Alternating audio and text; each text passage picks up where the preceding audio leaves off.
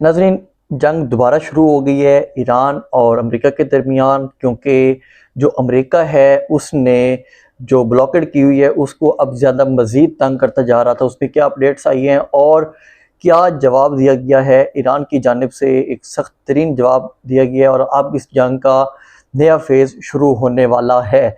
इसके बारे में हम आपको बताएंगे और लेटेस्ट अपडेट्स इस चैनल पे आपको मिलती रहेंगी। चैनल को सब्सक्राइब ज़रूर कर लिया करें। तो सबसे पहले मैं आपको बताऊं कि जो ईरान ने अटैक किया है यूएई के ऊपर, इस अटैक के पीछे वजह यह है कि जो ट्रंप है वो लगातार अब नए हरमज़ पे अपना कब्जा करना चाहता है। इससे पहले सेंटकॉम में एक ब्रीफिंग होती है, उस ब्रीफिंग के बाद जो उनका सेंटकॉम में एक एडमिरल है उसका रब्ता होता है इसराइल के जो चीफ ऑफ स्टाफ है उसके साथ। फिर वो आ जाता है मशरिक़ वस्ता में।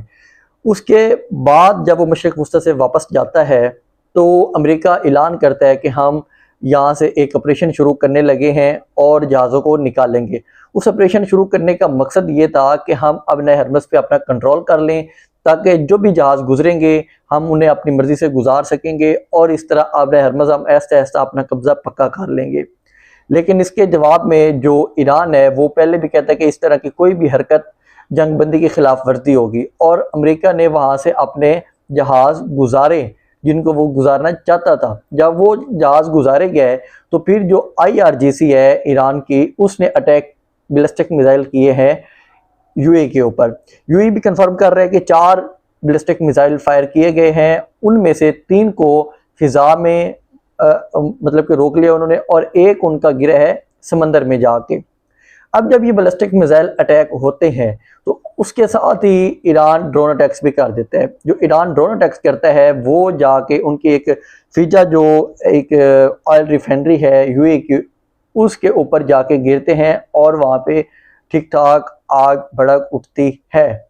जब ये वाला वहाँ पे इंसिडेंट होता है, अटैक्स होता है ईरान की जानिब से, तो फिर यूएई कहता है कि अब हम अपना दिफा करेंगे और दोबारा से इस जंग के बढ़ने के खदशात ज़्यादा होने लग गए हैं।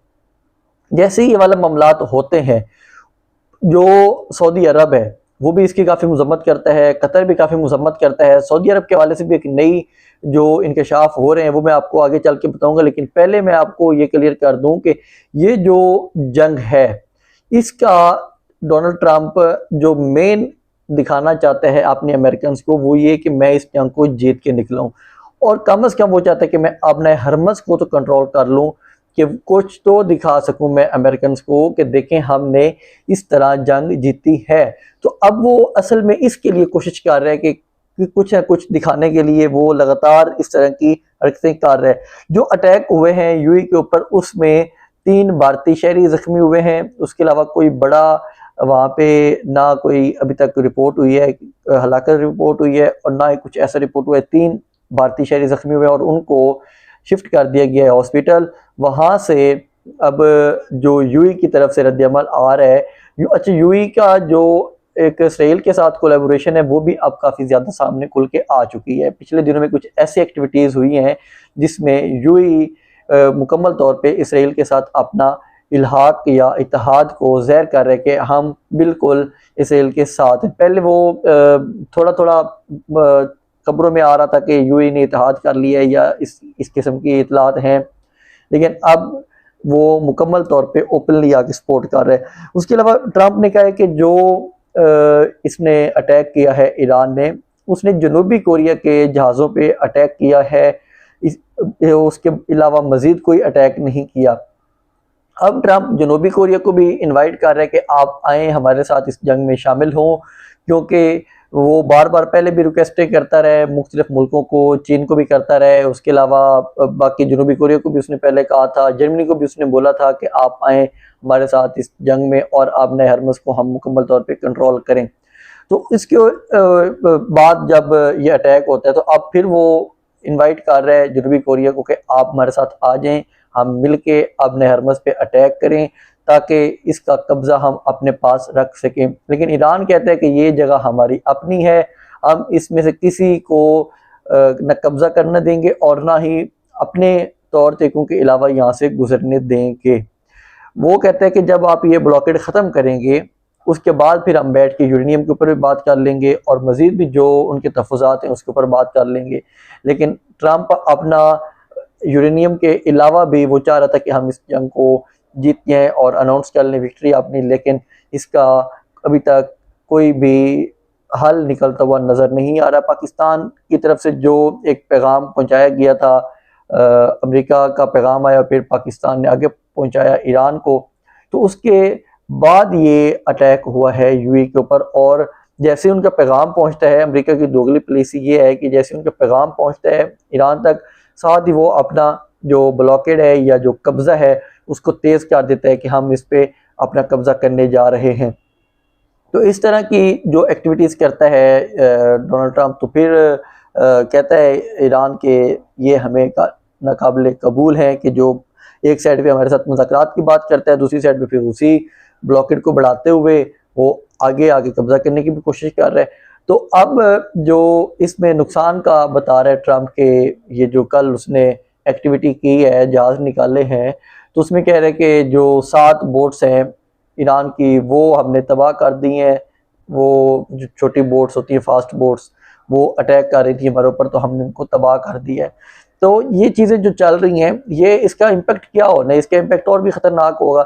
मैं पहले आपको बता दूं कि जो एक रिपोर्ट हो रहा है, एक इसराइल का न्यूज़ चैनल है वाला, वो रिपोर्ट कर रहा है कि जो सऊदी अरब और ईरान है, अब ज़रा गौर से सुनना कि सऊदी अरब और अब सॉरी यूएई, सऊदी अरब और यूएई ये दोबारा कोशिश कर रहे हैं ट्रंप के ऊपर प्रेशर डालने की कि आप इस जंग को शुरू करें। यहाँ पे ज़रा अजीब नहीं लग रहा कि सऊदी अरब क्यों कोशिश कर रहे हैं? वो तो यूएई के ख़िलाफ़ है। यूएई का तो चलो स्टांस बनता है कि उसके ऊपर अटैक्स बहुत ज़्यादा हो रहे हैं। सऊदी अरब में तो अब पाकिस्तान, जिसने अपने दिफाई तौर पे वहाँ पे भेजे हुए हैं, जहाज़ भेजे हुए हैं, ये सब कुछ भेजा हुआ है, वो अब सपोर्ट कर रहा है इसको, सऊदी अरब को, और मुज़ाकरात करवा रहा है पाकिस्तान अंदर। लेकिन फिर सऊदी अरब क्यों कोशिश कर रहा है? ये इस तरह की दोगली पॉलिसी जो है ना मुसलमान ममालिक की, इस वजह से ये सारे मामलात ख़राब होते हैं। अब अगर सऊदी अरब इस और साथ मजम्मत भी कर रहा है, जो दुबई के ऊपर, यूएई के ऊपर अटैक्स हुए हैं, उसकी मजम्मत भी कर रहा है कि ये गलत अटैक्स हुए हैं। अब जिस जगह पे अटैक हुआ है ना, ईरान ने अटैक किया है यूएई के अंदर, वो ऐसी जगह है कि जो भी ऑयल वहाँ से गुजरता है उसको अपने हरमस क्रॉस करने की ज़रूरत नहीं पड़ती। तो इसलिए उन्होंने अटैक किया कि अगर हमें यहाँ पे नुकसान पहुँचा रहे हैं और उनकी बेसिस इस्तेमाल हो रही हैं, तो हम उनको नुकसान पहुँचाएंगे। लेकिन यहाँ पे जो रोक रहे हैं, मजम्मत कर रहे हैं, कतर भी मजम्मत कर रहा है, सऊदी भी मजम्मत कर रहा है, लेकिन ये नहीं कर रहे कि वो कोई भी अपनी सरजमीन अमेरिका को इस्तेमाल ना करने दें। अमेरिका को ज़मीन नहीं इस्तेमाल अपनी उसी तरह करने दे रहे हैं, वहाँ पे नहीं रोक रहे कि हम अपनी ज़मीनें नहीं इस्तेमाल करने देंगे। तो इस तरह की एक मुनाफ़क़त वाली पॉलिसी मुसलमान मुल्कों की है, जिस वजह से ये मामलात बड़े हैं। सीरिया भी अब इसको कंडेम कर रहा है कि ये अटैक नहीं करना चाहिए था ईरान को, यूएई के ऊपर। अच्छा, इसमें एक और चीज़ भी आ रही है कि जो अब इसराइल है उसने अपने बंकर्स भी खोल दिए हैं, बॉम्ब शेल्टर बंकर जो उनके बने हुए हैं, कि जो भी अटैक्स होते हैं उसके बाद इनके जो शहरी हैं वो जाके उनमें छुप जाते हैं, उनमें पनाह लेते हैं कि हम कहीं मर ना जाएं।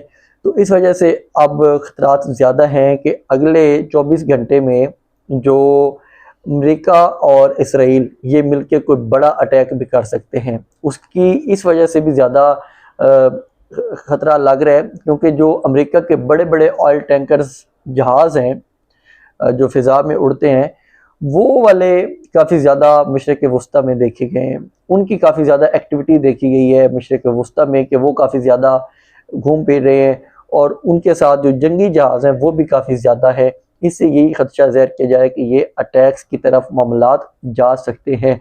अगर ये दोबारा अटैक होते हैं तो ऑयल के प्राइसेस पहले भी बहुत ज़्यादा ऊपर हैं, तो फिर एकदम से ऊपर जाएंगी, और पाकिस्तान जैसा मुल्क इस चीज़ को बर्दाश्त नहीं कर सकते। ये अलग चीज़ है कि जो पाकिस्तान की पोजीशन है पीटीआई की, उसने इस हुकूमत को बहुत सेफ करके रखा हुआ है। उसने ना कोई अब तक एहतजाज किया है, ना कुछ उसने अवाम के लिए कोई लाएअमल इख्तियार किया है आगे का।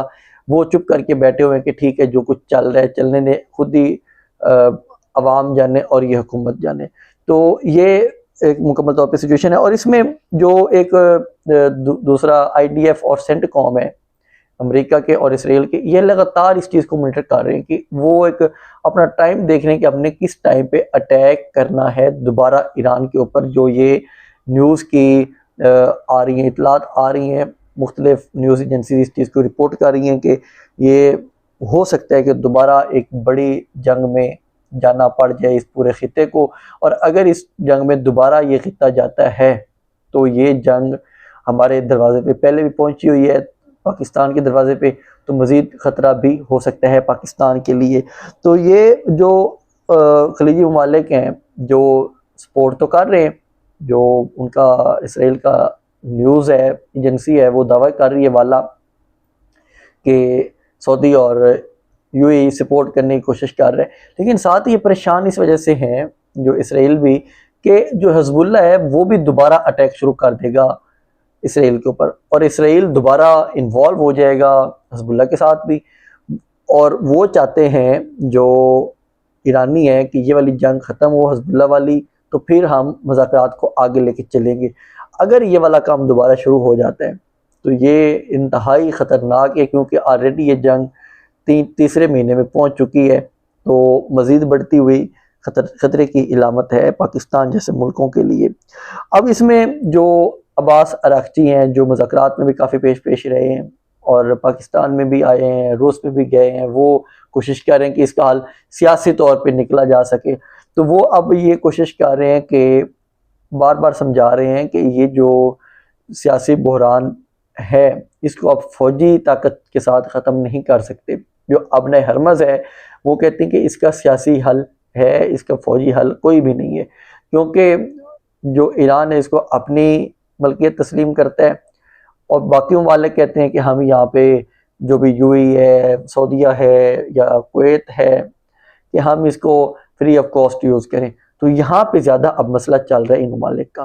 तो ये जो जंग है ये अब ख़त्म होनी चाहिए, क्योंकि हम जैसे गरीब मुल्क जो पहले ही मांग मांग के गुजारा कर रहे होते हैं पाकिस्तान की तरह के, तो इनका सरवाइव नहीं है इस जंग में। तो इसके साथ मुझे इजाज़त है, मज़ीद अपडेट्स भी हम आपसे शेयर करते रहेंगे। अल्लाह हाफ़िज़।